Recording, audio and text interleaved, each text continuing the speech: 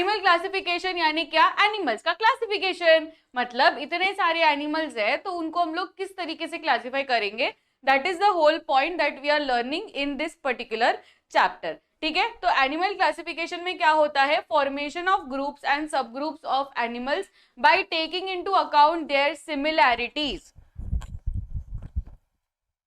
Bye taking into account similarities.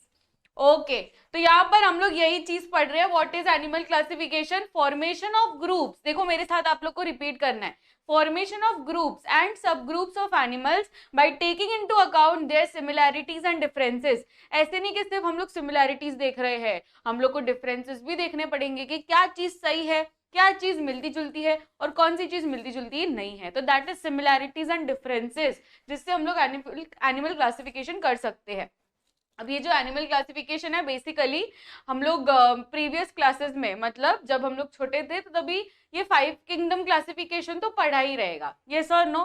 तो इसमें हम लोगों ने क्या क्या पढ़ा था कि 5 किंगडम्स कौन कौन से होते हैं? मोनेरा होता है, प्रोटिस्टा होता है, फंगाई होता है, फिर प्लांट्स होता है और एनिमल्स होते हैं, करेक्ट। अब उसमें से हम लोग को किसके बारे में पढ़ना है? एनिमल किंगडम के बारे में पढ़ना है। एनिमल जो सेल्स होंगे वो 2 तरीके के होंगे, या तो वो होगा यूनिसेलुलर या तो वो होगा मल्टीसेलुलर। यूनिसेलुलर और मल्टीसेलुलर में फटाफट से सारे बच्चे डिफरेंस बिटवीन बताएंगे, एक 1 वर्ड में मुझे उसका आंसर चाहिए। यूनिसेलुलर और मल्टीसेलुलर में क्या डिफरेंस है बच्चों? यूनिसेलुलर और मल्टीसेलुलर में क्या डिफरेंस है? सारे बच्चे बताइए।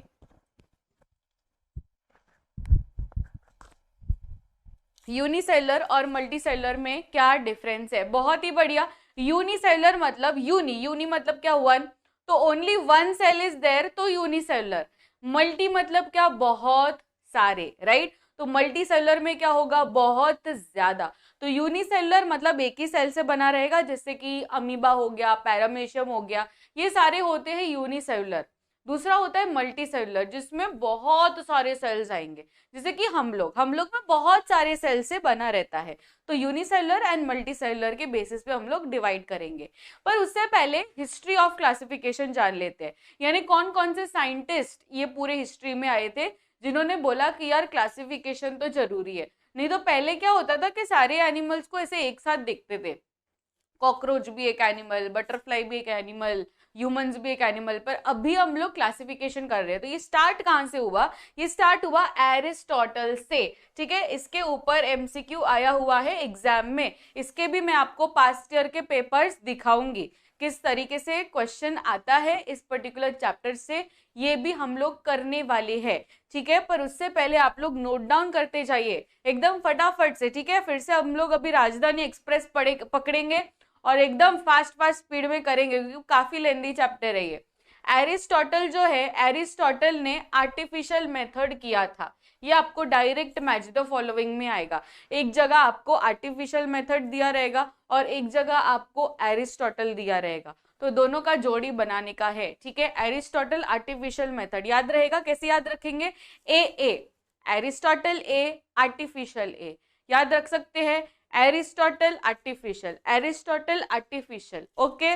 नेक्स्ट, फिर ये जो एकदम अलग सा उसका नाम है दोब्झान्स्की, ठीक है। ये जो इसने किया है, ये क्या किया है इसने नेचुरल सिस्टम किया, ठीक है। वो एरिस्टोटल आर्टिफिशियल में गया तो इसने क्या किया? इसने नेचुरल सिस्टम किया। तो मेयर आर्टिफिशियल किया, ये भी इजी टू रिमेम्बर है क्योंकि एम के बाद में एन आता है, तो एम एन ऐसे याद रख सकते हैं। तो मेयर एन किया, दैट इज नेचुरल मेथड किया, ओके। फिर कार्ल वूज, तो कार्ल वूज क्या किया था? प्रेजेंस और एब्सेंस ऑफ नोटोकॉर्ड। अभी नोटोकॉर्ड तो सारे बच्चों को पता है, यस और नो। नोटोकॉर्ड यानी क्या? आगे जाके हम लोग नोटोकॉर्ड स्टडी करते हैं, जिसमें अगर नोटोकॉर्ड नहीं होता है तो फिर वो नॉन कॉर्डेड बन जाता है। मैं देख पा रही हूँ एक बच्चा कंटिन्यूअसली स्पैमिंग कर रहा है, it's time to remove that बच्चा।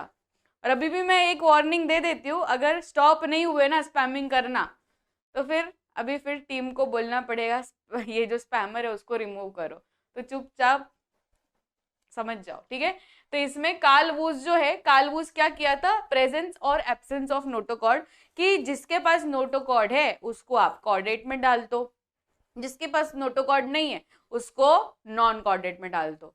तो ये जो चीज है ये किसने इन्वेंट की थी? कार्ल वूज ने की थी। ओके, समझ जाओ, तो कार्ल वूज ने की थी। अब बेनिफिट्स ऑफ एनिमल क्लासिफिकेशन, इसके ऊपर आपको 3 मार्क्स का सवाल आता है।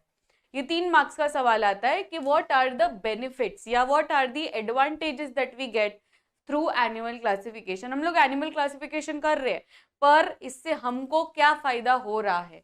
तो study of animals become convenient, हम लोग को इजीली मतलब समझ में आएगा कि अच्छा इसके पास नोटोकॉर्ड है, इसके पास नोटोकॉर्ड नहीं है, तो प्रॉपरली हम लोग क्लासीफाई कर सकते हैं। तो it is easy to classify, it becomes more convenient. Study of few animals from a group helps us to understand about the entire animal group. अगर आप वो पूरे एनिमल ग्रुप के कुछ 1-2 एनिमल्स के बारे में भी स्टडी कर लोगे ना, तो आपको समझ में आ जाएगा कि अच्छा ये पूरे ग्रुप का यही कैरेक्टर्स है। फॉर एग्जाम्पल आर्थ्रोपोडा का मैं अगर कॉकरोच स्टडी कर लूँ, तो कॉकरोच अगर स्टडी कर लूंगी ना, तो I will get an idea कि अच्छा ये पूरे आर्थ्रोपोड में क्या क्या है। अगर मैं एनालिडा में अर्थवर्म स्टडी कर लूँ, तो मुझे पूरा एनालिडा समझ में आ जाएगा। समझ में आ रहा है? तो इस तरीके से कोई भी आप ग्रुप का मुखिया ले लोगे तो प्रॉपरली ये हो जाएगा।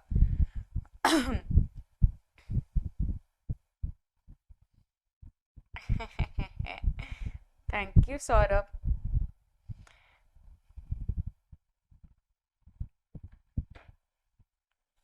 तो next, it gives idea about animal evolution. Animals can be easily identified with great accuracy. Accuracy मतलब क्या? प्रिसीशन। प्रॉपरली आपको समझ में आएगा कि अच्छा मैंने ये किया था, मैंने वो किया था, तो प्रॉपरली आप प्रिसीशन के साथ में ये कर सकते हैं। It helps us to understand the relationship of animals with other living organisms. Relationship समझ में आएगा कि ये कैसे अदर एनिमल्स के साथ प्रॉपरली रह रहा है कि नहीं, किस तरीके से वो डिपेंडेंट है फॉर द फूड या इकोसिस्टम में, basically how is it dependent on other animals. तो इस तरीके से आप लोग 3 मार्क्स का सवाल आंसर लिख सकते हो। ओके, नेक्स्ट, अब कॉर्डेट्स एंड नॉन कॉर्डेट्स के बारे में हमें समझना है। उससे पहले वी विल अंडरस्टैंड ये थोड़ा सा, हम लोग देखो नॉन कॉर्डेट्स और कॉर्डेट्स के बारे में डायरेक्टली डिस्टिंग्विश बिटवीन आता है। इट इज ऑफ 2 मार्क्स, जिसमें आपको 4 पॉइंट्स लिखने को आता है, एंड ये चारों पॉइंट्स आपको अभी के अभी मेरे साथ याद रखने हैं। Okay, are you all ready? मेरे साथ अभी के अभी याद रखना है। तो सबसे पहली चीज जो कॉर्डेट और नॉन कॉर्डेट को एकदम स्पेशल बनाता है, मतलब कॉर्डेट और नॉन कॉर्डेट को अगर आपको प्रॉपरली डिस्टिंग्विश करना है, सो यू शुड नो कि कॉर्डेट में हमेशा नोटोकॉर्ड रहेगा। ठीक है, कॉर्डेट में हमेशा नोटोकॉर्ड रहेगा। नॉन कॉर्डेट में नोटोकॉर्ड नहीं रहता है, इट इज एब्सेंट। तो कॉर्डेट मतलब कि notochord is present, non chordate मतलब नोटोकॉर्ड इज एब्सेंट। ठीक है, सबसे पहला पॉइंट याद रह गया। नेक्स्ट हम लोग बात करेंगे नर्व कॉर्ड के बारे में। पहले नोटोकॉर्ड के बारे में बात कर लिया, तो अभी नर्व कॉर्ड के बारे में बात कर लेंगे। नर्व कॉर्ड, अगर हम लोग कॉर्डेट्स की बात करें तो हम लोग का एग्जाम्पल याद करो। हम लोग में कैसा रहता है? डॉर्सल रहता है। डॉर्सल मतलब क्या? पीछे की साइड रहता है, right. Next it is single, right, एक ही रहता है ना, स्पाइनल कॉर्ड। फिर उसके बाद में इट इज हॉलो। हॉलो मतलब क्या? कि खोखला, उसके अंदर से फ्लूइड है, दूसरा कुछ नहीं है। पर अगर हम लोग नॉन कॉर्डेट्स की बात करें तो एकदम उल्टे उल्टे वर्ड्स हम लोग लिखेंगे। इसमें ये वेंट्रल रहता है, मतलब आगे के साइड में उनका नोटोकॉर्ड मतलब नर्व कॉर्ड रहता है। नेक्स्ट, यहाँ पे हॉलो लिखा तो यहाँ पे आप सॉलिड लिखेंगे, यहाँ पे सिंगल लिखा तो यहाँ पे आप पेयर्ड लिखेंगे। ठीक है, ये एकदम क्लियर डिस्टिंग्विश है। नेक्स्ट बात करेंगे फेरेंजियल गिल स्लिट्स की। तो फेरेंजियल गिल स्लिट्स सभी के पास रहे थे पहले। ठीक है, हम लोग के पास भी फेरेंजियल गिल स्लिट्स थे। आप लोग को लग रहा होगा कि हम लोग के पास मैम कहाँ है गिल्स, पर जब हम लोग छोटे थे, मतलब एम्ब्रियोनिक स्टेज में थे, तो तभी हम सबके पास गिल्स थे। ठीक है, पर धीरे धीरे वो डीजेनरेट हो गए और सिर्फ फिश के पास है अभी, या कोई भी एक्वेटिक एनिमल के पास गिल्स रहेंगे, पर हम लोग के पास नहीं रहते हैं। But there are gill slits, pharyngeal gill slits in the embryonic stage, which is absent in case of non-chordates. And last is post-anal tail. इनके पास post-anal tail, यहाँ पर आप देख सकते हैं post-anal tail रहेगा, इनके पास नहीं रहेगा। And last is heart. Heart हम लोग के पास कहाँ पे रहता है बच्चों? दिल कहाँ पर रहता है? दिल आगे के साइड पे रहता है, यानी वेंट्रल हार्ट इज देयर। तो वेंट्रल हार्ट एंड यहाँ पर डॉर्सल हार्ट, उनका हार्ट भी पीछे की तरफ रहता है, और जो हम लोग का नर्व कॉर्ड पीछे है वो उनका आगे रहता है, मतलब प्रॉपर उल्टा उल्टा सिस्टम। अब हम लोग प्रॉपरली बात करेंगे all these phylum, so be ready. अभी अभी हम लोग एकदम डीप डाइव करने जा रहे हैं। सॉरी गाइज, रेडी, बिकॉज हम लोग प्रॉपरली हर एक फाइलम के बारे में बात करेंगे। पर उससे पहले हम लोग पैरामीटर्स देखेंगे कि व्हाट आर द पैरामीटर्स, जो आपको 3-3 मार्क्स का डायरेक्टली क्वेश्चन आया हुआ है। जब मैं आपको पीवाईक्यूज दिखाऊंगी, अब ये चैप्टर होने के बाद में मैं आपको पीवाईक्यूज दिखाऊंगी, जिससे आपको आइडिया मिल जाएगा कि कौन कौन से क्वेश्चंस आते हैं with respect to this chapter. तो इसमें स्टीलम के बारे में या सिमेट्री के बारे में डायरेक्ट क्वेश्चंस आए हुए हैं, okay, which are nothing but these parameters. So we will understand first the parameters, जिससे हम लोग क्लासिफिकेशन करने वाले हैं। फॉर एग्जाम्पल, मैं आपको एग्जाम्पल देती हूँ। फॉर एग्जाम्पल, आपका क्लास है, ठीक है, और मुझे क्लासिफिकेशन करना है, तो मुझे कुछ तो मतलब सोचना पड़ेगा ना, कि माइंड में कुछ तो सोचना पड़ेगा कि in this class how will I classify it. For example, आपका पूरा 100 स्टूडेंट्स का क्लास है, तो मुझे अगर क्लासिफाई करना है तो मैं एक पैरामीटर ये कर सकती हूँ कि बॉयज एंड गर्ल्स को डिवाइड कर दूँ, तो ये एक पैरामीटर है on the basis of gender. मतलब I should know the parameter, कौन से बेसिस पे मैं ये क्लासिफाई कर रही हूँ। फिर दूसरा पैरामीटर ये हो सकता है कि कौन से रीजन से बिलोंग कर रहे हो, कि ये रीजन से बिलोंग कर रहे हो तो ये वाला ग्रुप अलग, वो रीजन दूसरा रीजन है तो ये वाला ग्रुप अलग। तो देर आर सर्टन पैरामीटर जिससे हम लोग क्लासीफाई करेंगे, राइट। तो इसी तरीके से अगर मुझे एनिमल्स को क्लासीफाई करना है, which is a very large group, तो वो पूरे बड़े ग्रुप को डिवाइड करने के लिए मुझे बहुत सारे कैरेक्टर्स या बहुत सारे पैरामीटर्स समझने होंगे, जिसमें से सबसे पहला पैरामीटर जो हम लोग स्टडी कर रहे हैं on the basis of body organisation, ठीक है। तो एनिमल्स को अभी हम लोग देखेंगे कि बॉडी ऑर्गेनाइजेशन से कैसे क्लासिफाई कर सकते हैं। तो बॉडी ऑर्गेनाइजेशन मतलब क्या? मतलब कि वो पर्टिकुलर बॉडी सेल से बना है, के टिश्यू से बना है, के ऑर्गन से बना है, के ऑर्गन सिस्टम से बना है, ठीक है। मेरे पास 4 ऑप्शंस है, या तो वो सेल से बना है, या तो वो टिश्यू से बना है, या तो वो ऑर्गन से बना है, या तो वो ऑर्गन सिस्टम से बना है, ओके। अब अगर ये सेल से बना है और कहीं कहीं पे तो सेल भी नहीं है, सिर्फ साइटोप्लाज्म है, तो इसको हम बोलेंगे कि प्रोटोप्लाज्मिक ग्रेड ऑफ ऑर्गेनाइजेशन। तो टोटल हम लोग के पास 5 अभी तक चॉइसेस हुई, या तो सेल है, या तो टिश्यू है, या तो ऑर्गन है, या तो ऑर्गन सिस्टम है, और कहीं कहीं पर सेल्स तक नहीं है, मतलब सिर्फ साइटोप्लाज्म है, तो दैट इज प्रोटोप्लाज्मिक, ठीक है। तो ये जो सिस्टम्स है, these systems of organisation make the level of organisation. तो सबसे पहले प्रोटोप्लाज्मिक ग्रेड ऑफ ऑर्गेनाइजेशन, जिसमें यूनिसेलुलर एनिमल्स आएंगे, जैसे कि अमीबा हो गया। तो अमीबा के अंदर क्या है? पूरा का पूरा अमीबा एक ही सेल है, और उसके अंदर क्या है? उसके अंदर साइटोप्लाज्म प्रेजेंट है। नेक्स्ट है cellular grade of organisation. Cellular grade of organisation में बेस्ट एग्जांपल याद रखो, पोरीफेरा यानी स्पॉन्जिस। नेक्स्ट है टिश्यू, सेल टिश्यू मतलब टिश्यू। तो उसमें क्या हो गए, अभी सेल्स धीरे धीरे साथ में आए और टिश्यू बना लिए। फिर नेक्स्ट क्या हो रहा है? ऑर्गन। तो ऑर्गन में क्या हो रहा है? टिश्यूज एक साथ आ रहे हैं और ऑर्गन बना रहे हैं, जैसे कि स्टमक बन गया, या किडनी बन गया, या कोई भी मतलब ऑर्गन बन गया। फिर ऑर्गन्स साथ में आ रहे हैं और ऑर्गन सिस्टम बना रहे हैं, जैसे कि स्टमक, लिवर, पैनक्रियास, किडनी, ये सब डिफरेंट डिफरेंट ऑर्गन्स है, और वो सब एक साथ आए और एक सिस्टम बनाए, जैसे कि डाइजेस्टिव सिस्टम। समझ में आ रहा है? तो ये there are different different level of organisation, and ये हर एक एनिमल में डिफरेंट रहता है, in which the most advanced form is this, that is organ system level of organization.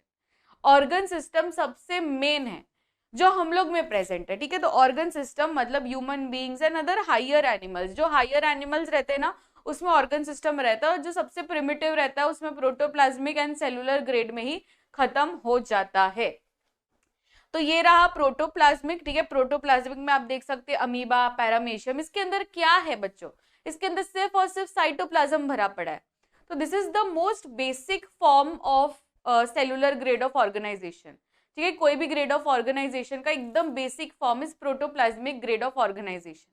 फिर थोड़ा सा एडवांसमेंट आया और ये सेल बनाने लगा, तो सेलुलर लेवल में आएगा पोरीफेरा मतलब स्पॉन्जिस। फिर जब सेल्स एक साथ आए तो टिश्यू बनाए, और टिश्यू मतलब ये, तो ये जेलीफिश या हाइड्रा, ये सब टिश्यू लेवल ऑफ ऑर्गेनाइजेशन रहता है। फिर ऑर्गन सिस्टम ऑफ ऑर्गेनाइजेशन मतलब प्लेनेरिया, प्लैटीहेल्मिन्थिस, ये सब जो होंगे these will be organ system. And organ level, मतलब दोनों इसमें मिक्स रहता है, ज्यादातर कि इसमें organ level and organ system दोनों देखा जाता है। फिर लास्ट में एकदम एडवांस फॉर्म, मतलब organ system level of organisation, जिसमें आप देख सकते हो कि there is respiratory system, there is circulatory system, there is digestive system, there is the excretory system, मतलब what not is there, everything is there. तो हर एक organ system level of organisation है। अब जो आपको एग्जाम में बहुत ज्यादा शक्यता है कि ये 3 मार्क का सवाल आए, that is body symmetry. Please be ready for this particular question, क्योंकि बॉडी सिमेट्री के ऊपर क्वेश्चन बहुत बार आया हुआ है। ठीक है, बॉडी सिमेट्री के ऊपर बहुत ज्यादा क्वेश्चन आया हुआ है, तो आप लोग इसको जरा भी लाइटली मत लेना। सबसे पहले आप लोग मुझे इसका आंसर दीजिए, 3 तरीके की बॉडी सिमेट्री होती है, बताइए। 3 तरीके की बॉडी सिमेट्री होती है।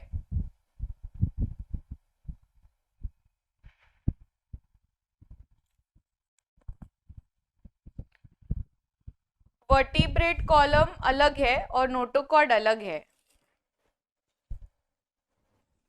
बहुत ही बढ़िया, वेरी गुड वेरी गुड। तो यहाँ पर हम लोग 3 तरीके की सिमेट्री पढ़ते हैं बेटा। 3 तरीके की सिमेट्री में क्या होगा, 3 तरीके की सिमेट्री में क्या होगा, तो जैसे कि आप लोगों ने बताया, सबसे पहले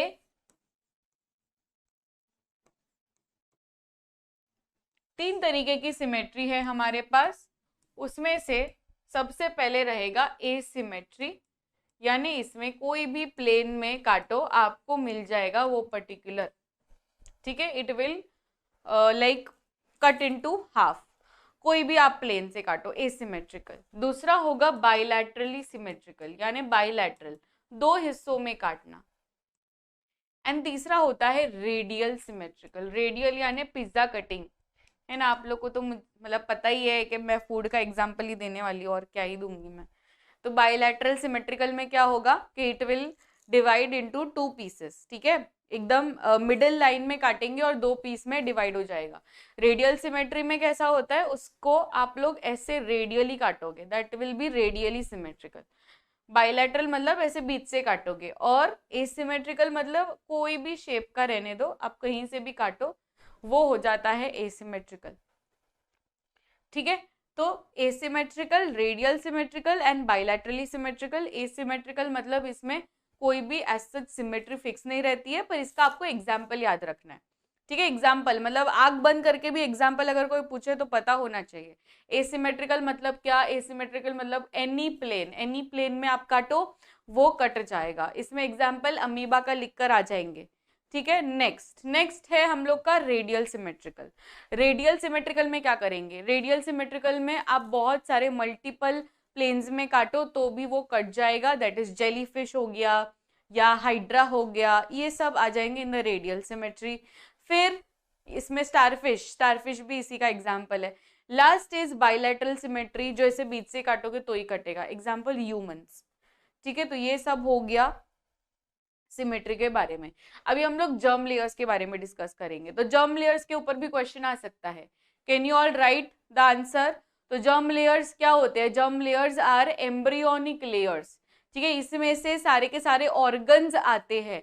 तो फॉर एग्जाम्पल एंडोडर्म है, तो एंडोडर्म में से ऑर्गन्स आएंगे, मीजोडर्म है उसमें से ऑर्गन्स आएंगे, और एक्टोडर्म है उसमें से ऑर्गन्स आएंगे।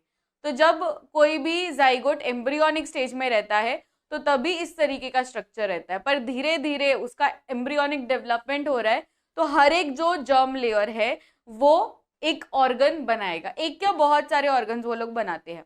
ठीक है, तो इस तरीके से germ layers are very very important. तो जर्म लेयर्स के बेसिस पे हम एनिमल्स को 2 तरीके में डिवाइड कर सकते हैं, या तो वो हो सकता है डिप्लोब्लास्टिक, या तो वो हो सकता है ट्रिप्लोब्लास्टिक। बच्चों डिप्लोब्लास्टिक में कौन सी लेयर्स होती है, my question is, I am asking you an MCQ, in diploblastic animals dash and dash is present, और ये ऑलरेडी PYQ में आया हुआ क्वेश्चन है। डिप्लोब्लास्टिक में कौन से 2 लेयर्स प्रेजेंट रहते हैं और कौन सा मिसिंग है, कौन से 2 लेयर्स प्रेजेंट रहते हैं।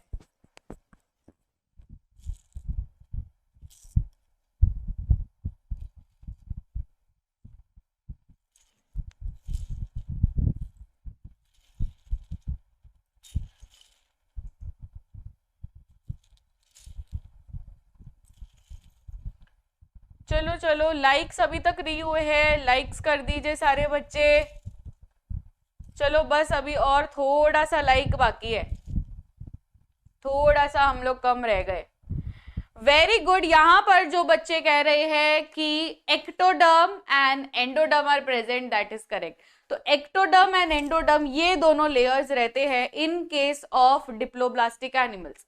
डिप्लोब्लास्टिक एनिमल्स का एग्जाम्पल हमेशा याद रखना, जैसे कि निडेरिया है, तो all cnidarians are diploblastic in nature. ये याद रखो, मतलब फिट हो जाना चाहिए कि डिप्लोब्लास्टिक बोला मतलब निडेरियंस का आना ही चाहिए। तो cnidarians are diploblastic in nature, जिसमें सिर्फ और सिर्फ 2 जर्म लेयर्स होती है। अब बात करेंगे ट्रिप्लोब्लास्टिक की, तो ट्रिप्लोब्लास्टिक में तीनों के तीनों जर्म लेयर्स है, एंडोडर्म, मेसोडर्म एंड एक्टोडर्म। तो तीनों के तीनों जर्म लेयर्स है, इसलिए इसका नाम क्या है, ट्रिप्लोब्लास्टिक एनिमल। तो ये दोनों तरीके के हो गए, diploblastic and triploblastic. Next is coelom. Coelom काफी ज्यादा क्वेश्चन आया हुआ है एग्जाम में।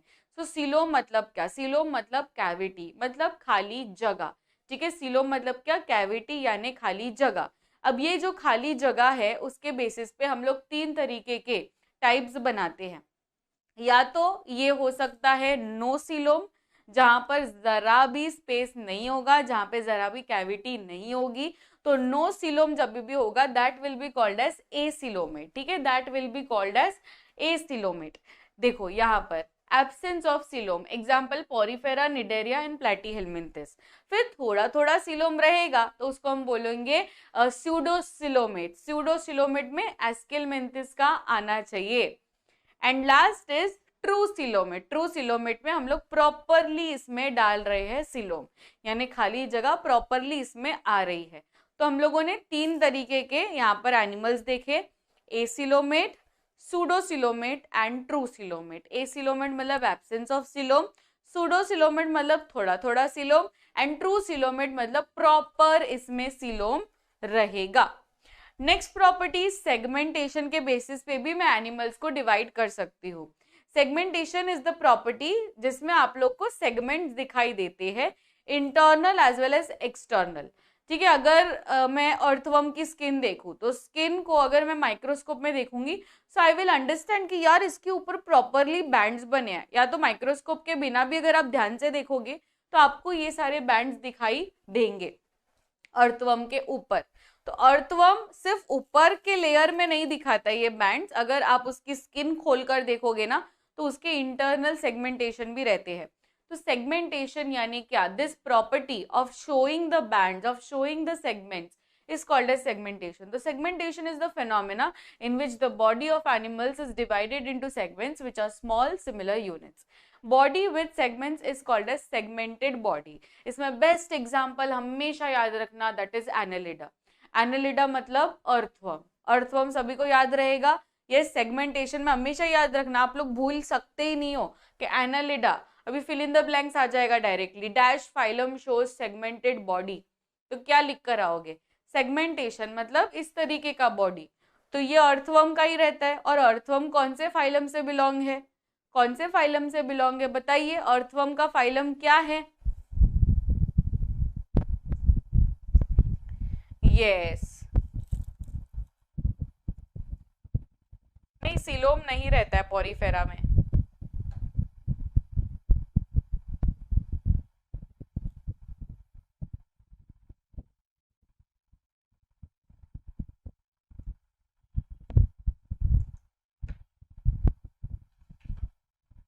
ठीक है, एनालिडा, एनालिडा का स्पेलिंग बहुत सारे बच्चे रॉन्ग बोल रहे हैं, तो एनालिडा का स्पेलिंग तो प्लीज रॉन्ग करना ही मत, नहीं तो ऐसा आप लोग गलती करोगे तो कैसे चलेगा, ऑलरेडी वो 1 मार्क का है उसमें से क्या ही देंगे फिर, राइट।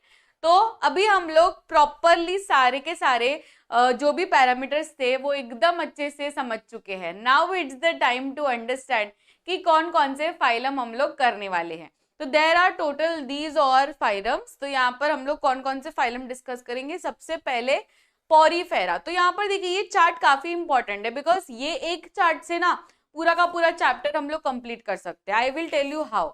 ये जो पॉरीफेरा है ये एसिलोमेट है, मतलब इसके पास कोई भी सिलोम नहीं है, ये एसिमेट्रिकल है एंड ये सेलुलर ग्रेड करता है, मतलब इसके अंदर सिर्फ और सिर्फ सेल से बना है।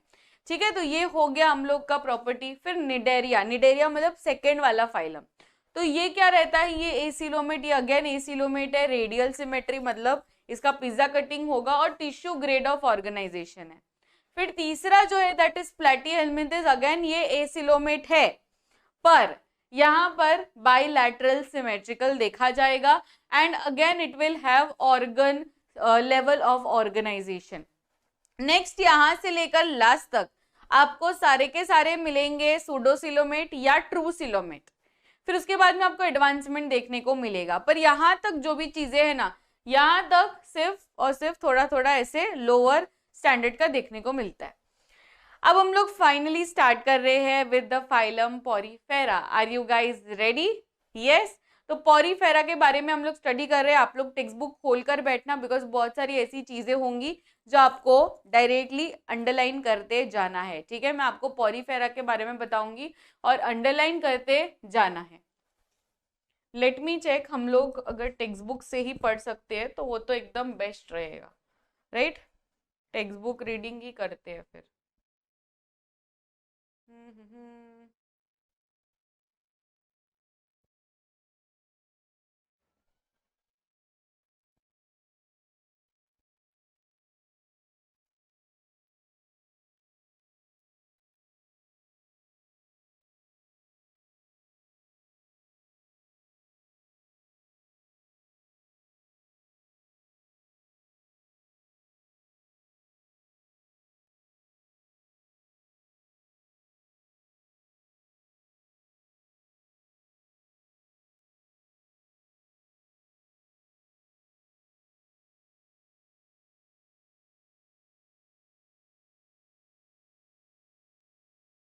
चलो खोल लो टेक्स्ट बुक, खोल लो। हम लोग टेक्स्ट बुक से ही पढ़ रहे हैं, टेक्स्ट बुक से ही हम लोग पढ़ेंगे, जिससे आप लोग को मैं ना अभी के अभी एकदम माइंड में बिठा दूं। किस किस को ये यूनिट टेस्ट में चैप्टर है, ये वाला चैप्टर कौन कौन सी पब्लिक को है, ये हाथ ऊपर करिए। किसको अभी यूनिट टेस्ट में ये वाला चैप्टर है, हाथ ऊपर करिए।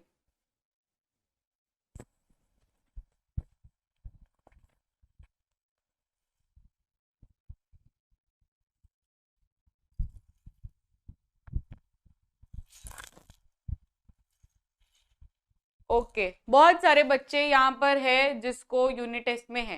ठीक है, कोई बात नहीं, अगर यूनिट टेस्ट में नहीं भी है ना तो भी आप लोग को मैं ये चैप्टर मतलब अभी जो हम लोग करेंगे, जो बहुत ज्यादा डिफिकल्ट पार्ट चालू होने वाला है, राइट? ये आप लोग को याद नहीं होता, ये आप लोग की दिक्कत है, राइट? तो क्यों ना मैं डायरेक्टली आपको इसी में से एकदम माइंड में रजिस्टर करवा दूं। Is that fine? क्योंकि हम लोगों ने वो पीपीटी से तो कर लिया यार, मतलब वो सब सुंदर सुंदर इमेजेस देख लिए, उससे क्या ही आपको मजे आएंगे, राइट? वो देख लिया हम लोगों ने, पर जो एग्जाम में आने वाला है उसमें तो लिखना है, राइट, पॉइंट्स। तो तभी वो सुंदर इमेजेस का कुछ काम नहीं है, तो तभी हम लोग को पॉइंट्स लिख के ही वो एग्जामिनर को बताना है कि हमको आता है। तो इसलिए हम लोग अभी टेक्स्ट बुक से पढ़ेंगे प्रॉपरली, और आप लोग एकदम ध्यान से अपना टेक्स्ट बुक खोलकर बैठो और एक पेंसिल लेकर बैठो, जिससे फटाफट से आप लोग भी याद करते जाओ और इंपॉर्टेंट पॉइंट्स नोट डाउन करते जाओ। चलिए स्टार्ट करेंगे। Phylum Porifera. These animals are with simplest body plan are called as sponges. They bear numerous pores. ठीक है, चलिए मैं भी अपना पेंसिल चालू करूंगी और फटाफट से अंडरलाइन करती जाऊंगी जो भी इंपॉर्टेंट है। तो सबसे पहली चीज जो यहाँ पर बताई गई है कि पॉरीफेरा में क्या होगा, तो पॉरीफेरा मतलब क्या? स्पॉन्जेस, ये याद रखना है। पॉरीफेरा मतलब क्या? स्पॉन्जेस। स्पॉन्जेस को हम लोग पॉरीफेरा क्यों कह रहे हैं? क्योंकि पॉरीफेरा मतलब पोर्स, तो उसके बॉडी के ऊपर अगर आप देखोगे तो बहुत ज्यादा पोर्स रहते हैं, बहुत ज्यादा होल्स रहते हैं। इसका पूरा का पूरा बॉडी एकदम पोर्स से बना रहता है, पोर्स से बना रहता है। इसके पास ऑस्टिया एंड ऑस्क्यूला, ये दोनों ओपनिंग्स रहती है। अब ऑस्टिया मतलब क्या? छोटे छोटे ओपनिंग्स जो इसके पूरे बॉडी में भी आपको यहाँ पे देख रहे होंगे, ये पूरे बॉडी में जो छोटे छोटे होल्स है इसको हम कहते हैं ऑस्टिया।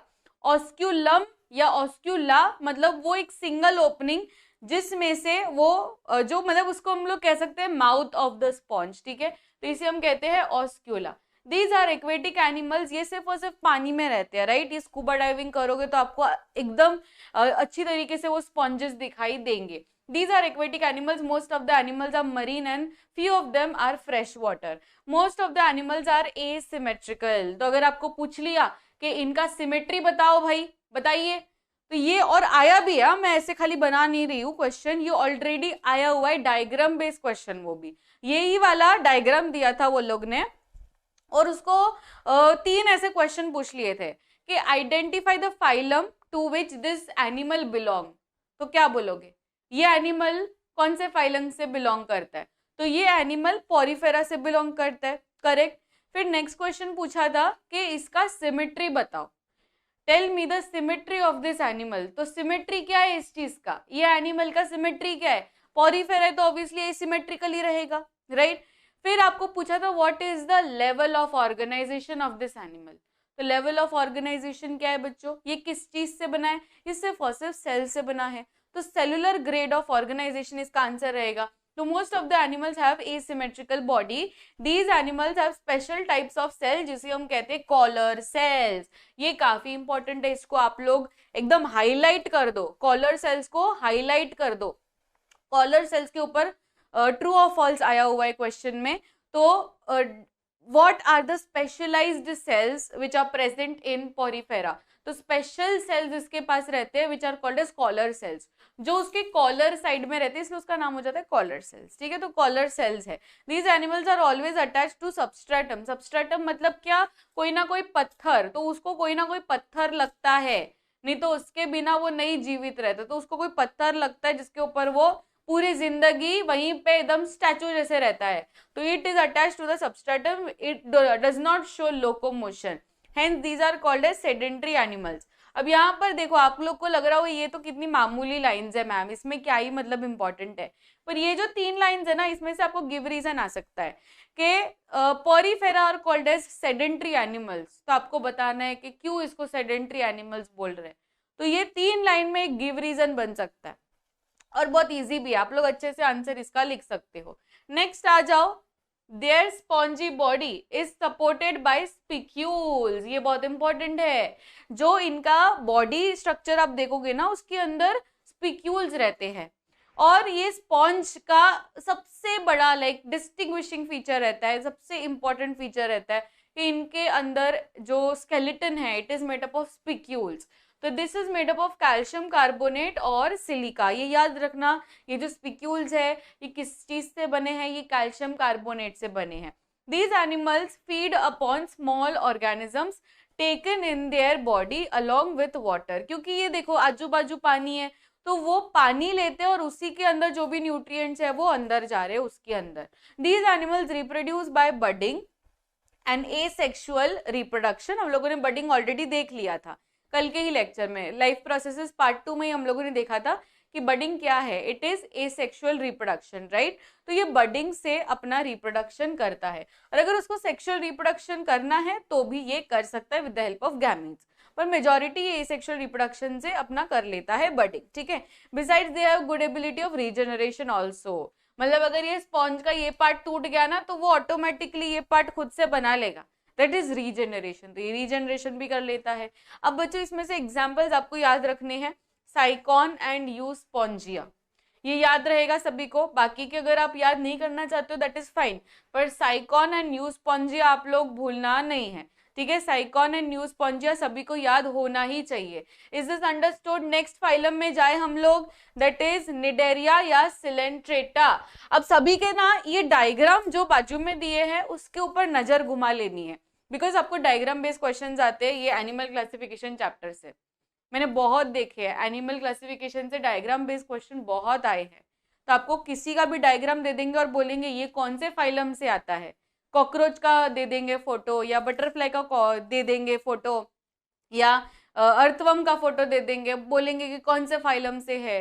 तो तभी ऐसे क्लिक होना चाहिए कि कॉकरोच पूछा है तो आर्थ्रोपोडा है, बटरफ्लाई पूछा अगेन आर्थ्रोपोडा है, राइट। अगर स्नेल आ गया तो मॉलस्का है, स्टारफिश आ गया तो इकाइनोडर्मेटा है। तो ऐसे डायरेक्ट क्लिक होना चाहिए कि कौन सा एग्जाम्पल कौन से फाइलम से बिलोंग होता है। इवन द डायग्राम भी कुछ हटके नहीं देंगे वो लोग। डायग्राम आपका जो टेक्स्ट बुक है ना उसी में से डायग्राम आएगा। कोई अगर स्पॉन्ज का भी अगर उनको देना रहेगा डायग्राम, तो स्पॉन्ज का भी वही घिसा पिटा डायग्राम ही देंगे जो टेक्स्ट बुक में गिवन है।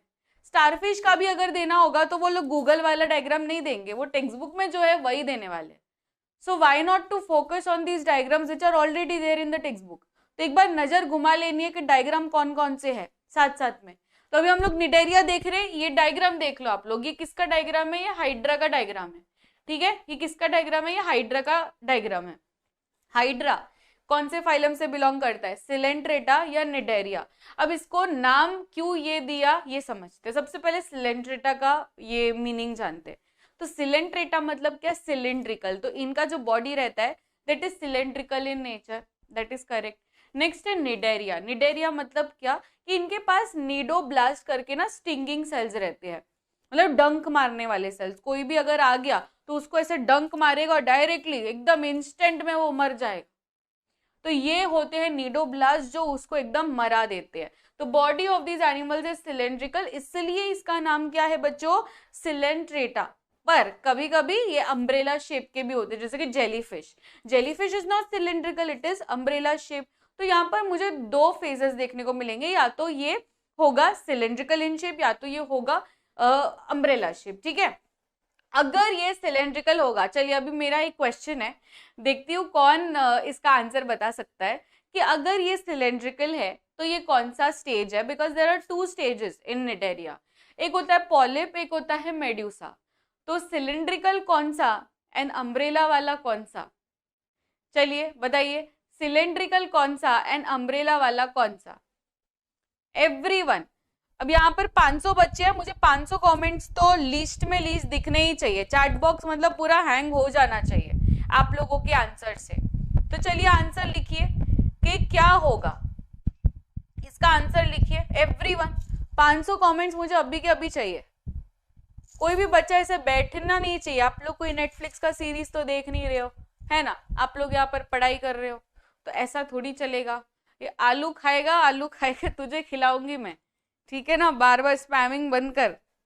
तो तेरा ये आलू खाएगा ना पूरा ब्लॉक हो जाएगा, फिर तू बेचते बैठ।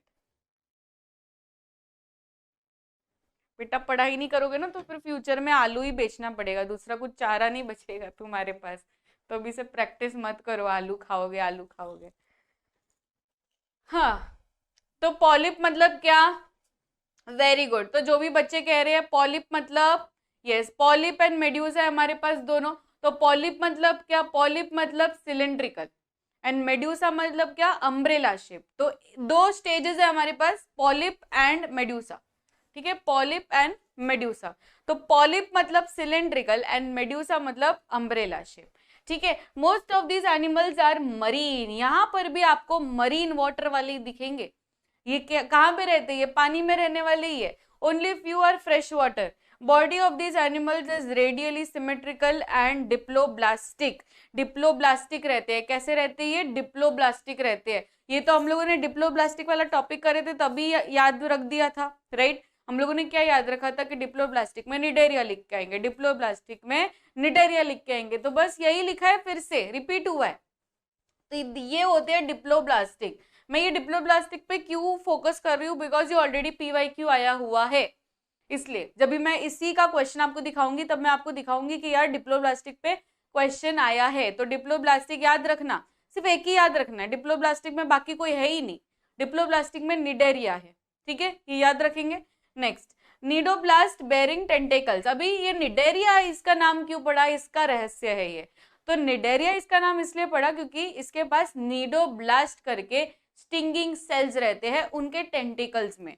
अभी आप कोई भी निडेरिया देखोगे ना तो इनके पास ऐसे ऐसे ऐसे टेंटिकल्स रहते हैं। अगर जेलीफिश जो अम्ब्रेला शेप की रहती है उसके पास भी टेंटिकल्स है, खाली उसके टेंटिकल्स जैसे नीचे जा रहे हैं और इसके ऊपर जा रहे हैं, पर टेंटिकल्स तो है ना। तो जो भी टेंटिकल्स होते हैं यहाँ पर स्टिंगिंग सेल्स रहते हैं इनके पास। और अगर वो टेंटिकल्स कहीं पे भी लग गया, फॉर एग्जाम्पल आप घूम रहे हो आजू बाजू और वो जेलीफिश के टेंटिकल्स आपको ऐसे छू भी गए ना, तो उसके पास स्टिंगिंग सेल्स रहते हैं और वो स्टिंगिंग सेल्स जैसे यहाँ पे टच हुए तो फिर आदमी सुन पड़ जाता है, थोड़े टाइम तक कोमा में रहता है और फिर eventually it will die also. तो cnidoblast bearing tentacles are present around the mouth. Tentacles are useful for capturing the prey, जिससे वो अपना टॉक्सिन इंजेक्ट करेंगे और उसको मार डालेंगे।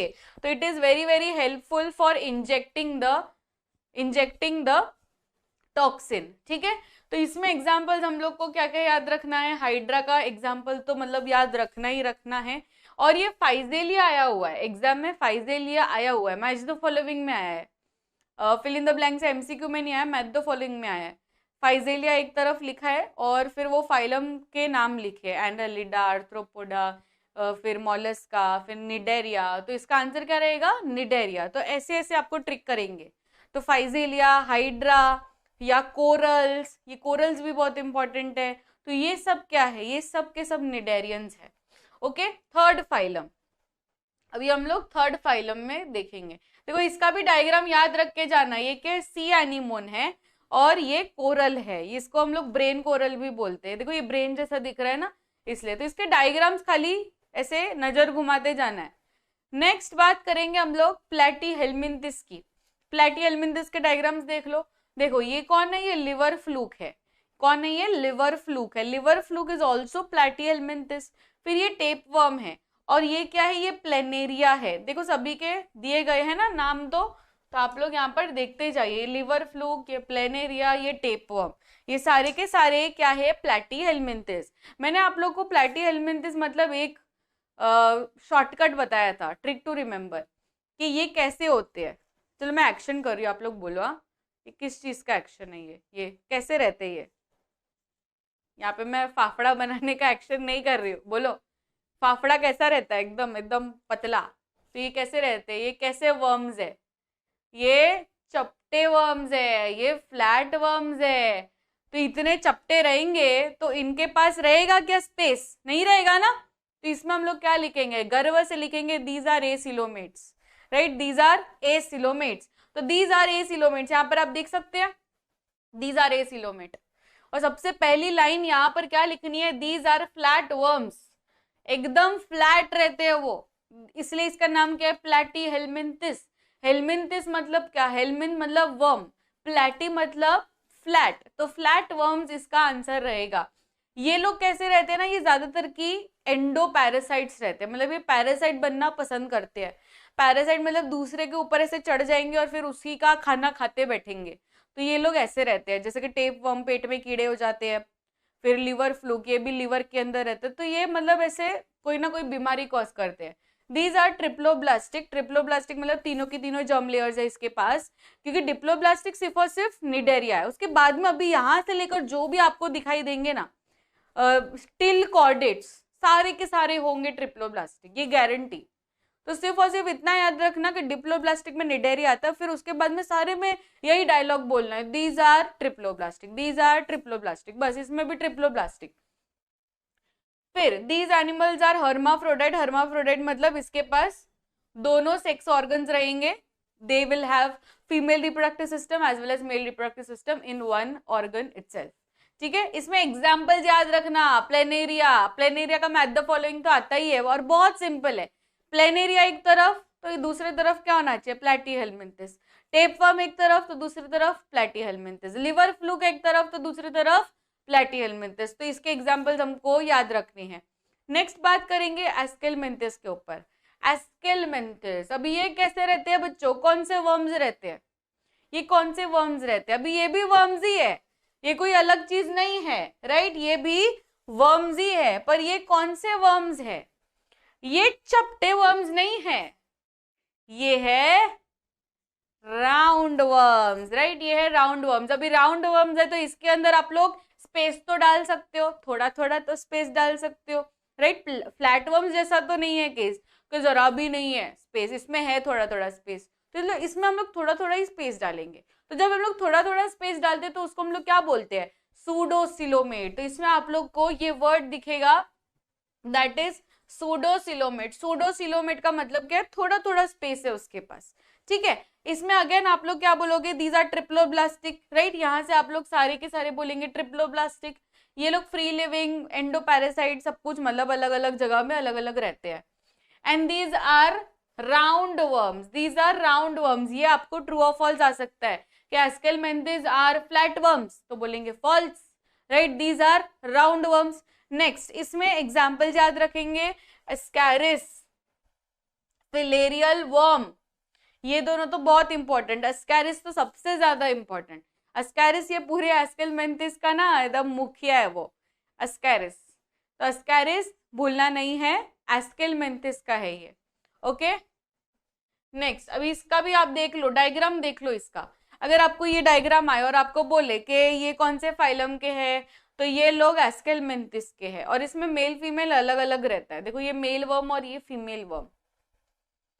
नेक्स्ट हम लोग बात करेंगे एनालिडा के ऊपर। तो एनालिडा के पहले तो आप लोग डायग्राम्स देख लीजिए। इसका मुखिया कौन एनालिडा का? कान खजूरिया, that is yes, that is जो बारिश के सीजन में आता है और बाथरूम से निकलता है, that is what? Earthworm. Earthworm ले लो या लीच ले लो या नेरिस ले लो, तीनों में आपको एक चीज कॉमन दिखाई दे रही होगी। सारे बच्चे बताएंगे इसके पास क्या चीज, सभी के पास, हाँ सभी के पास एक चीज कॉमन है। उनके बॉडी में ही आपको दिख जाएगा कि ये कॉमन है तीनों में। क्या कॉमन है बताइए?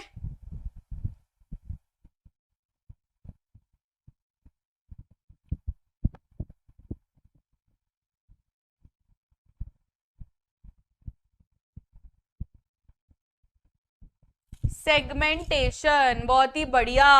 यस, इसके पास है सेगमेंटेशन। अभी इसके ऊपर भी देखो बैंड है, इसके ऊपर भी बैंड है और इसके ऊपर भी बैंड है। तो दीज आर व्हाट? सेगमेंटेशन। तो सबसे पहली चीज जो बहुत इंपॉर्टेंट है ये पूरे फाइलम में, कि ये लोग दिखाते हैं segmentation, metamerically segmented. Their body is long, symmetrical, bilaterally symmetrical, and these are metamerically segmented. Most of the animals are free living, पर कुछ कुछ एक्टोपैरासाइट जैसे भी रहते हैं।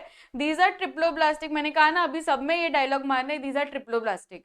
ठीक है, इनके पास तीनों के तीनों जर्म लेयर्स रहेंगे, बाइलैटरली सिमेट्रिकल है और ट्रू सिलोमेट्स है। अब यहाँ से जो भी आएंगे ना एनालिडा के बाद में, सारे के सारे ट्रू सिलोमेट्स होंगे। तो अभी हम लोग के पास दो फिक्स डायलॉग हो गए, एक तो ट्रिप्लोब्लास्टिक और दूसरा ट्रू सिलोमेट।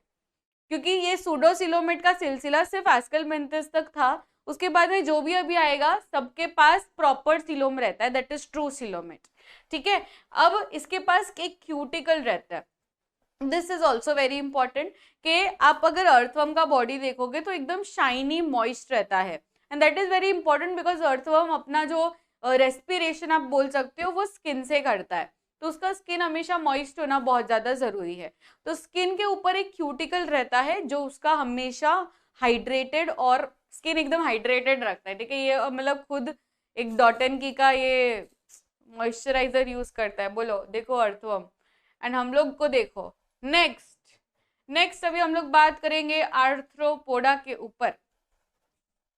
आर्थ्रोपोडा, अभी आर्थ्रोपोडा कौन है? आर्थ्रोपोडा का मुखिया कोई भी एग्जाम्पल बता दो, चलो एक दो एग्जाम्पल बता दो। आर्थ्रोपोडा तो इतना ज्यादा फेमस है, सबसे लार्जेस्ट फाइलम, दुनिया का number 1, it is number 1 largest phylum in the whole world.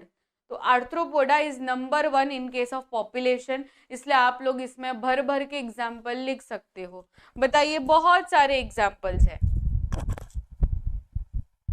Cockroach, yes cockroach, फिर बटरफ्लाई, फिर वेरी गुड, बहुत ही बढ़िया, बहुत ही बढ़िया, वेरी गुड, क्रैब, फिर प्रॉन, जो लोग खाते हैं वो लोग को पता है। तो ये सब चीज आर्थ्रोपोडा में आता है। ग्रासहॉपर, फिर मच्छर, ठीक है, ये सब आर्थ्रोपोडा में, फिर चींटियां, ये सब आर्थ्रोपोडा में आता है। तो these animals are jointed appendages. सबसे पहले तो आर्थ्रोपोडा नाम से समझेंगे। आर्थ्रो मतलब क्या? जॉइंटेड, पोडा मतलब क्या? अपेंडेजेस मतलब हाथ पैर। तो ये लोग के पास जॉइंटेड अपेंडेजेस है, इसीलिए इनका नाम क्या है? Arthropoda, since these are called as arthropoda.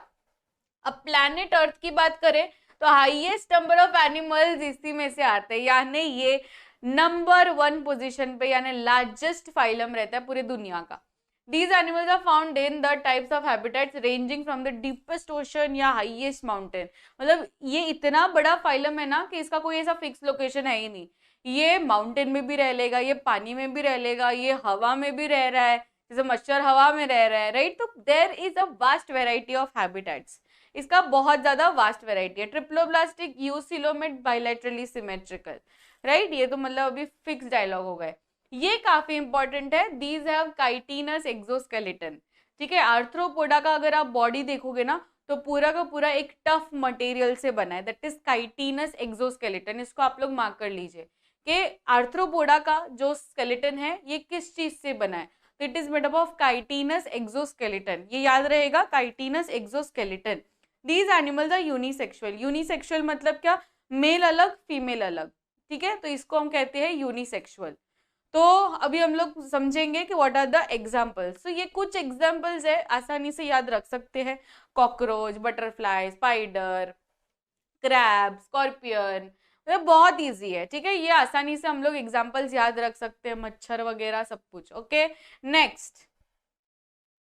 Next Mollusca. अब मोलस्का में बच्चों क्या आएगा, एक ऐसा फीचर जो मोलस्का में डिस्टिंक्ट है, मतलब मोलस्का में बहुत इंपॉर्टेंट है, आप लोग बोलो, मोलस्का में बहुत इंपॉर्टेंट है। मोलस्का मतलब क्या, जैसे वो लोग आर्थ्रोपोडा थे तो आर्थ्रोपोडा में एक काइटिनस एक्सोस्केलेटन मतलब एकदम टफ मटेरियल से बना हुआ था। मोलस्का किस चीज से बना है, Mollusca is very soft body, very good. Mollusca की बहुत ही सॉफ्ट बॉडी रहती है, और इतनी सॉफ्ट बॉडी है इसलिए इसको भगवान जी ने स्पेशल प्रोटेक्शन भी दिया है, that is presence of a shell, right. इसके पास शेल रहता है। तो जैसे कि स्नेल की जो बॉडी है that is very very soft, right, एकदम स्लगिश रहते हैं वो, पर कोई भी एनिमल उसको कुचल ना दे या कुछ भी उसको ना हो, इसलिए उसके पास एक प्रॉपर शेल है, तो वो शेल के अंदर घुस जाएगा जैसे उसको लगेगा कि कोई ना कोई मतलब खतरा है। तो body of this animals is soft and slimy. कभी आप ध्यान से देखो स्नेल को, इतना स्लाइमी रहता है ना वो, और इसलिए हम लोग इसको कहते हैं मॉलस्क। तो this is the second largest phylum, सबसे पहला आर्थ्रोपोडा और फिर सेकेंड लार्जेस्ट कौन है, मॉलस्का, ये याद रहेगा। फिर next, these are aquatic terrestrial, मतलब अलग अलग जगह में रहते हैं। ट्रिप्लोब्लास्टिक यूसिलोमेट, ये तो हम लोग का अभी फिक्स रह गया, राइट। नॉन सेगमेंटेड, ये बहुत इंपॉर्टेंट है, ये नॉन सेगमेंटेड है, यानी इसके पास कोई भी सेगमेंट्स नहीं रहता है, ठीक है। Visceral mass is covered with mantle, mantle मतलब ये जो टफ आपको कवरिंग दिखाई दे रहा है, इसमें आप लोग पहले तो ये देख लीजिए, डायग्राम्स देख लीजिए, इसमें कौन कौन है, ऑक्टोपस है, ऑक्टोपस ये पूरे मोलस्का का मुखिया है, even snail is very very like मुखिया person in this whole phylum. तो स्नेल और ऑक्टोपस को बहुत मान देना है आपको। और बाइवैल्व मतलब ऑयस्टर, जहां से पर्ल्स आपको मिलते हैं, तो ये भी एक ये है मतलब मोलस्का है। कैलकेरियस शेल रहता है इसके पास, कैलकेरियस शेल मतलब जो शेल है वो कैल्शियम से बना है, इसलिए कैलकेरियस शेल रहता है जिसके अंदर वो सॉफ्ट बॉडी चला जाएगा। दीज आर यूनिसेक्सुअल, मतलब मेल और फीमेल अलग होते हैं। Next is Echinodermata. अभी इकाइनोडर्मेटा का स्पेशल फीचर बताओ सारे बच्चे, इकाइनोडर्मेटा का special feature, Rudra is missing Vinod a lot, तो मैंने तो फिर उसको विनोद के पास ही भेज दिया बाय ब्लॉकिंग इट।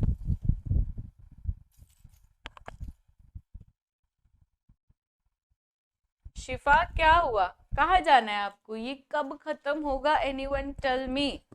तो क्या करना है, कहाँ जाना है आपको बताइए। स्पाइन्स,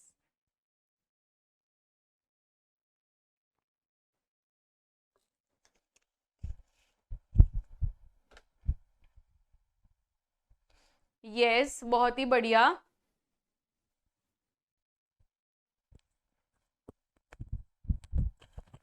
हाँ जी, तो इसमें क्या होगा, यस, तो इसमें क्या होगा, इसमें होगा स्पाइन्स। तो इनकी आप बॉडी देखोगे ना बच्चों, तो उसके ऊपर आपको बहुत ज्यादा स्पाइन्स देखने को मिलेंगे, और वो कौन से स्पाइन्स है, कैलकेरियस स्पाइन्स है, यानी ये बने हुए हैं कैल्शियम से। तो calcareous spines are present on the body of this animals and they are called as echinoderms, ठीक है। तो इकाइनोडर्म्स मतलब क्या कि उनका जो स्पाइनी बॉडी रहता है ना, वो वो पूरा का पूरा कैलकेरियस है, कैल्शियम से बना हुआ है। These animals are found in the ocean, obviously ये स्टारफिश वगैरह ये सब ओशन में ही रहते हैं। ट्रिप्लोब्लास्टिक यूसिलोमेट ये तो अभी फिक्स हो गया। अब इसमें सिमेट्रिकल का थोड़ा सा लोचा है। अभी अगर आप स्टारफिश का देखो तो इसको आप पिज्जा कटिंग से काट लोगे, राइट, मतलब एडल्ट स्टेज जो है वो है रेडियली सिमेट्रिकल। पर अगर मैं उसका बेबी देखूं, मतलब लार्वल स्टेज देखूं, तो वो कुछ इस तरीके का दिखता है। अभी इसको आप रेडियली कैसे काटोगे, नहीं काट सकते ना, तो इसलिए वो बाइलैटरली सिमेट्रिकल होता है। तो इसमें ये लाइन पढ़ो थोड़ा कि एडल्ट इज रेडियली सिमेट्रिकल, पर जो लार्वल स्टेज है वो बाइलैटरली सिमेट्रिकल रहता है। ठीक है, ये अंडरस्टूड है। नेक्स्ट, लोकोमोशन कैसे करते हैं, तो ये ना एक वाटर वैस्कुलर सिस्टम बनाते हैं जिसमें वो पानी अंदर लेंगे और पानी बाहर डालेंगे, दैट इज ट्यूब फीट। ये फीचर्स बहुत इंपॉर्टेंट है बच्चों। मैं आपको ट्यूब फीट, ये रहा देखो वर्ड, इसको मार्क कर लीजिए, ट्यूब फीट। अभी मैं पीवाईक्यूज दिखाऊंगी जब आप लोग को रियलाइज होगा कि अच्छा ट्यूब फीट इसलिए क्यों इंपॉर्टेंट है। ट्यूब फीट डायरेक्टली आया हुआ है मैच द फॉलोइंग में, बोर्ड एग्जाम में। एक तरफ ट्यूब फीट था और दूसरे तरफ आपको आइडेंटिफाई करना था कि ट्यूब फीट कौन से फाइलम का है। And let me tell you, maximum बच्चे नहीं कर पाए थे बिकॉज उनको पता ही नहीं है ट्यूब फीट कौन से फाइलम का है। तो इसको आप मार्क कर लीजिए, ट्यूब फीट कौन से फाइलम का है, इकाइनोडर्मेटा का है। ठीक है, ये सारी चीजें स्टारफिश की है। They have skeleton made up of calcareous spines और ossicles। calcareous spine से पूरा का पूरा बॉडी बना हुआ है। रीजनरेशन भी बहुत ज्यादा होता है। अगर आप स्टारफिश का कोई भी ऐसे हाथ काट लो तो वहां से प्रॉपर फिर से वो ग्रो हो जाएगा। इसमें example starfish, sea urchin, brittle star, sea cucumber, ये सारी चीजें हमें याद रखनी है। देखो स्टारफिश, ये रहा सी कुकुम्बर, कैसे दिखता है, इसको हम लोग समुद्री काकड़ी बोलते हैं हिंदी में, तो ये, और मराठी में भी समुद्री काकड़ी, तो ये काकड़ी जैसा लगता है पर समुद्री है इसलिए। फिर सी ऑर्चिन इस तरीके से दिखता है। तो these are examples of echinodermata. अभी हम लोग बात करेंगे हेमिकॉर्डेटा की। ठीक है, this is like second last phylum of the chapter. Hemichordata क्या होता है, हेमिकॉर्डेटा मतलब क्या, नाम से समझिए। हेमी मतलब आधा, कॉर्डेटा मतलब कॉर्डेटा। अभी कॉर्डेटा की बात हो रही है बच्चों, अभी याद करिए कॉर्डेटा में हम लोगों ने क्या क्या पढ़ा था, नोटोकॉर्ड इज प्रेजेंट। तो इसमें ये बोल रहे कि आधा नोटोकॉर्ड प्रेजेंट, राइट। हेमी मतलब आधा, नोटोकॉर्ड प्रेजेंट है इसलिए कॉर्डेट। तो ये मीनिंग क्या है, आधा नोटोकॉर्ड कैसे हो सकता है, तो हेमिकॉर्डेटा में प्रॉपर नोटोकॉर्ड नहीं है इसलिए इसको हम लोग नाम डालते हैं हेमिकॉर्डेटा। तो हेमिकॉर्डेटा में क्या होता है, हेमिकॉर्डेटा में जो भी नोटोकॉर्ड है वो नोटोकॉर्ड एग्जैक्टली नहीं है पर ये नोटोकॉर्ड जैसा दिखता है, इसलिए हम लोग उसका नाम लिख दिए कि इट इज हेमिकॉर्डेटा। तो ये कहाँ पर प्रेजेंट है ये हमेशा याद रखना है। देखो ये कुछ इस तरीके का स्ट्रक्चर रहता है एंड ये जो बेलानोग्लॉसिस है ये इंपॉर्टेंट है। बेलानोग्लॉसिस किसका एग्जाम्पल है, ये हेमिकॉर्डेटा का एग्जाम्पल है, जिसमें आपको 3 स्ट्रक्चर्स दिख रहे होंगे। ये ऊपर का स्ट्रक्चर प्रोबॉसिस, फिर ये वाला कॉलर एंड लास्ट में ट्रंक। तो प्रोबॉसिस, कॉलर एंड ट्रंक, ये याद रहेगा, प्रोबॉसिस, कॉलर एंड ट्रंक। इसमें आपको मैच द फॉलोइंग नहीं पूछा था, इसमें आपको ट्रू और फॉल्स पूछा था। स्टेटमेंट दिया था कि Hemichordata body is divided into proboscis, collar and trunk. तो ट्रू है कि फॉल्स है, तो इसका आंसर है ट्रू। तो प्रोबॉसिस, कॉलर एंड ट्रंक रहता है, ये 3 स्ट्रक्चर्स रहते हैं, जिसमें से जो नोटोकॉर्ड है सिर्फ और सिर्फ प्रोबॉसिस वाले रीजन में, यानी ये रीजन में। तो इधर ही सिर्फ नोटोकॉर्ड जैसा स्ट्रक्चर है, बाकी के पूरे रीजन में नहीं है। तो notochord is present in the proboscis region only, ये इंपॉर्टेंट है, इसको आप लोग मार्क कर लीजिए, ये एमसीक्यू फॉर्म में आ सकता है, इसको नोट डाउन करना ही करना है। ठीक है, एकदम ध्यान से। Notochord is present in proboscis region only, hence they are called as Hemichordata. These animals are also called as acorn worms। क्या कहते हैं इसे, acorn worms। भले इसको हम लोग worms कहते हैं पर ये actual worms नहीं है। ठीक है, these are marine animals live in burrows in sand। they have 1 to many pharyngeal gill slits, बहुत ज्यादा pharyngeal gill slits भी रहती है। they are unisexual and they can be hermaphrodite too। इसमें एग्जाम्पल क्या क्या लिखेंगे, बहुत इजी एग्जाम्पल्स है, एक बेलानोग्लॉसिस, एक सैगोग्लॉसिस। अभी क्या ही इसमें है ना, Balanoglossus and Saccoglossus, easy to remember. These animals have supporting notochord in their body. तो यहाँ पर कॉर्डेटा की हम लोग बात कर रहे हैं, तो कॉर्डेटा में क्या होगा, सबसे पहली चीज हम लोग यही पढ़ते हैं कि कॉर्डेटा में तो नोटोकॉर्ड तो होना ही चाहिए, राइट। तो इनके पास नोटोकॉर्ड रहता है, तो notochord is present in the body during at least any developmental stage. फिर फेरेंजियल गिल्सलेट्स, फिर वो नर्व कॉर्ड, हार्ट, ये सारी चीजें हमने पढ़ ली है ऑलरेडी, राइट। अभी हम लोग स्टार्ट करेंगे विद द यूरोकॉर्डेटा।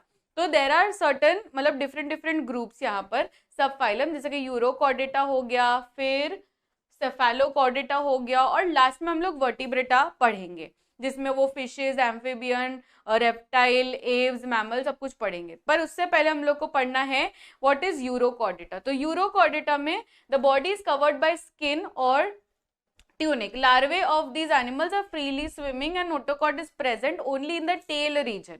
ये याद रखना, it is present only in the tail region of the body. Tail region में सिर्फ और सिर्फ रहता है, ये याद रखना। तो notochord is present only in the tail region of the larva, these are called as urochordata. Next is इसमें एग्जाम्पल्स। तो एग्जाम्पल्स याद रखने हम लोग को, अगर आप एक दो एग्जाम्पल्स भी याद रह गए, जैसे कि हर्डमेनिया, हर्डमेनिया अगर याद रहेगा तो भी इट्स फाइन। नेक्स्ट हम लोग बात करेंगे सेफेलोकॉर्डेटा की। सेफेलोकॉर्डेटा इसमें पूरे बॉडी में रहेगा और पूरे टाइम तक रहेगा।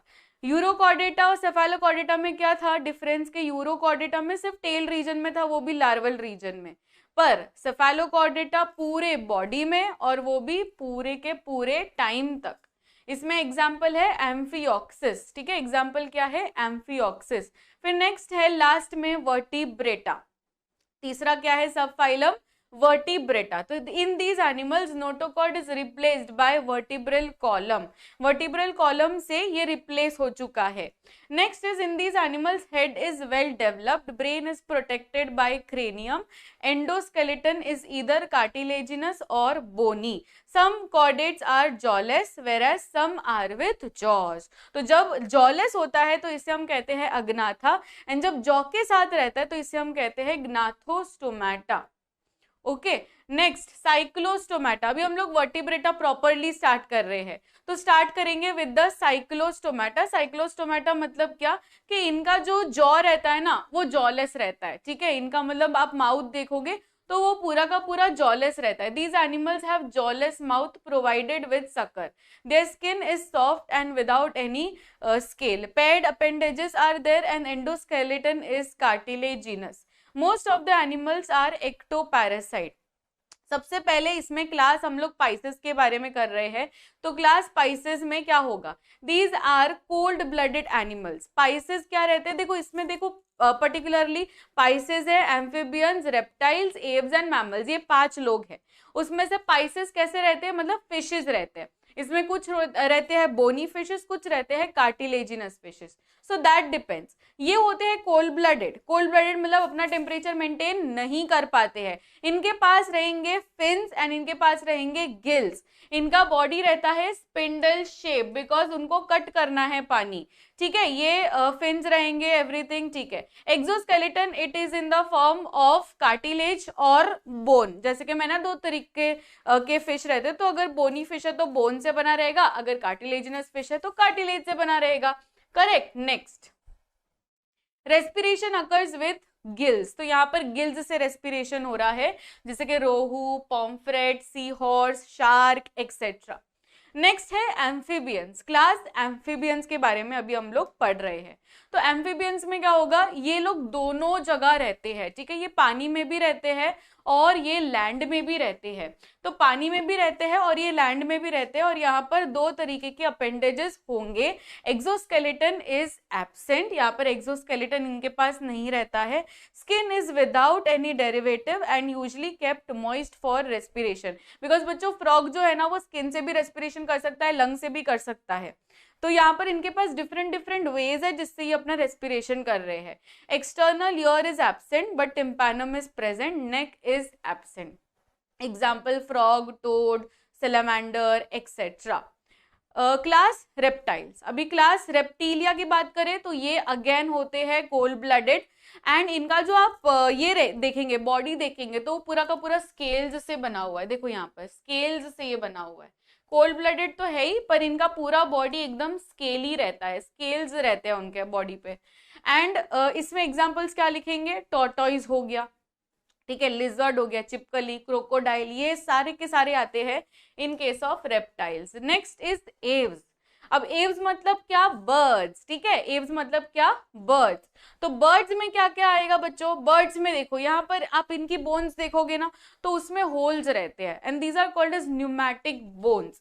तो these vertebrates are completely adapted for aerial life, यानी उड़ना चाहते हैं, राइट, गिरना नहीं चाहते हैं, तो उड़ने के लिए उनके पास ऐसी बोन्स चाहिए जो एकदम लाइट वेट हो। These are warm-blooded animals, right? And they can maintain their own temperature. खुद का टेम्परेचर मेंटेन कर पाते हैं। एंड इनका जो बॉडी रहता है ना, वो एकदम स्पिंडल शेप्ड रहता है।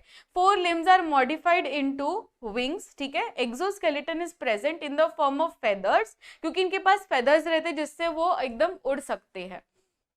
नेक्स्ट है इसमें एग्जाम्पल देखो, पिकॉक है, पैरेट है, पिजन है, एक्सेट्रा एक्सेट्रा।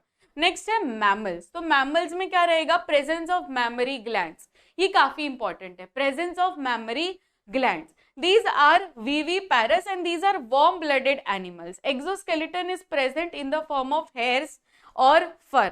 एग्जाम्पल क्या रहेगा, इसमें आप लोगों ने ऑलरेडी प्लेटिपस तो किया ही है, पर इसके साथ साथ में आप लोग ह्यूमंस और बहुत सारे काउ, डॉग, पिग, ये सारी चीजें आप लोग लिखकर आ सकते हैं। And that's it. पर अभी हम लोग को क्वेश्चंस भी करने हैं, तो थोड़ा सा आप लोग अभी रुक जाइए, अभी हम लोग क्वेश्चंस करेंगे। तो क्वेश्चंस आप लोग एक बार नजर घुमा लीजिए कि dash is a cold blooded animal. तो इसमें कोल्ड ब्लडेड एनिमल कौन रहेगा, देखो ये सारे के सारे मैमल्स हैं, तो एक ही है cold blooded animal, that is snake, तो ऑप्शन बी सही रहेगा। फिर कैलकेरियस स्पाइन्स आर देयर, तो स्पाइन्स से आपको क्या याद आता है, कैलकेरियस स्पाइन्स बोला है, तो स्पाइन से क्या याद आता है, इसमें आएगा starfish, right. Human being belong to dash class, तो human being belong to, human being किस में रहते हैं, मैमल्स में रहते हैं, तो मेमेलिया। फिर यहाँ पर देखो बायलैटरल सिमेट्री किसका है, तो बायलैटरल सिमेट्री ह्यूमंस का है। इसमें आप लोग को मैथ द फॉलोइंग पूछा है, तो स्टारफिश का क्या रहेगा, रेडियल सिमेट्री, एंड अमीबा का क्या रहेगा, एसिमेट्रिकल। आर्थ्रोपोडा में कौन कौन है, तो स्कॉर्पियन, अर्थवर्म, स्टारफिश, हाइड्रा, इसमें ऑब्वियसली स्कॉर्पियन आएगा।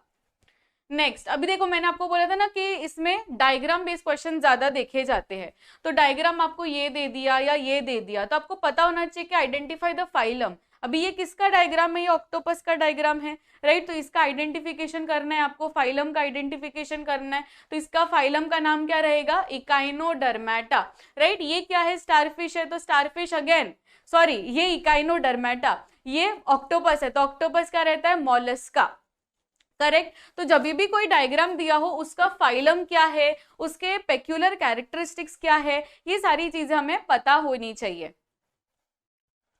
फिर इसमें अगर हम लोग लॉन्ग क्वेश्चंस में देखें, तो लॉन्ग क्वेश्चंस में आपको बेनिफिट्स बोल दिया एनिमल क्लासिफिकेशन का, जो मैंने स्टार्टिंग ऑफ द लेक्चर ही आपको 6 मार्क्स का बोला था, पर इसमें 4 मार्क्स का आ गया, तो वो 7 पॉइंट्स में से आप कौन से भी 4 पॉइंट्स लिखकर आ सकते हैं।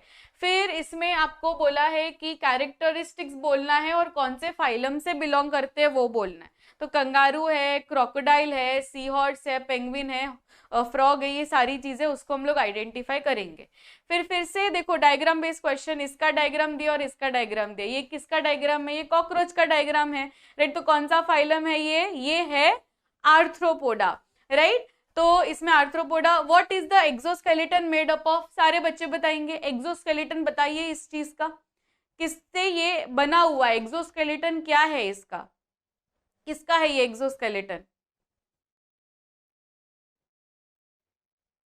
Exoskeleton is made up of chitin. Very good. Exoskeleton is made up of chitin. What is the symmetry of this? Symmetry क्या है बच्चों, symmetry क्या है, yes it is bilateral symmetry. Bilateral symmetry, बहुत ही बढ़िया।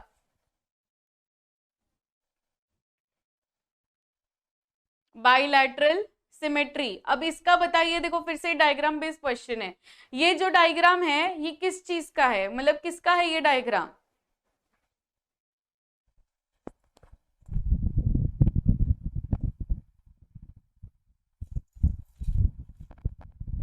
किसका है ये डायग्राम? ये किसका है डायग्राम? वेरी गुड, ये डायग्राम है हेमिकॉर्डेटा का। बहुत ही बढ़िया, ये हेमिकॉर्डेटा का है।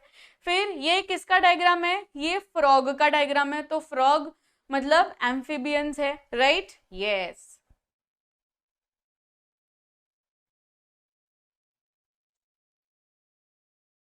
हम्म। Praveen sir OP? तो मैंने कब बोला? वो तो है ही ओपी यार, ओपी है एकदम, गर्व से है प्रवीण सर ओपी, ये तो मैं भी मानती हूँ। तो इसका बोलिए अभी। चलो ये लास्ट क्वेश्चन है, उसके बाद में ये लेक्चर समाप्त। Okay, and this is the last lecture of the marathon also, मतलब मेरे साइड से जो भी मैराथन था ये मेरा लास्ट लेक्चर है। तो जो भी हम लोगों ने चैप्टर्स करे फॉर योर यूनिट टेस्ट, मेरे एंड से आज हम लोग का लास्ट लेक्चर है। So thank you so much starting से आने के लिए, अभी तक आप लोग बने रहे। So thank you so much everyone, बहुत ही मजा आया। और इसी बात पे कमेंट सेक्शन में यार आज ब्लू हार्ट्स तो बन जाने चाहिए, है ना? बहुत ज्यादा स्पैमिंग होना चाहिए कमेंट सेक्शन में। तो ये सिमेट्री तो हम लोग आसानी से लिख सकते हैं, राइट? ये बाइलेटरल सिमेट्री, ये रेडियल सिमेट्री। अगेन ये क्या रहेगा? ये भी रेडियल सिमेट्री रहेगा, हाइड्रा का क्वेश्चन दिया है। So that's it for this particular session. Thank you so much everyone.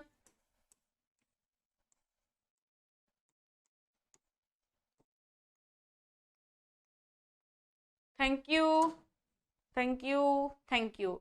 So this side Krishi ma'am signing off. मिलते हैं नेक्स्ट सेशन में। Till then keep smiling, take care, bye everyone.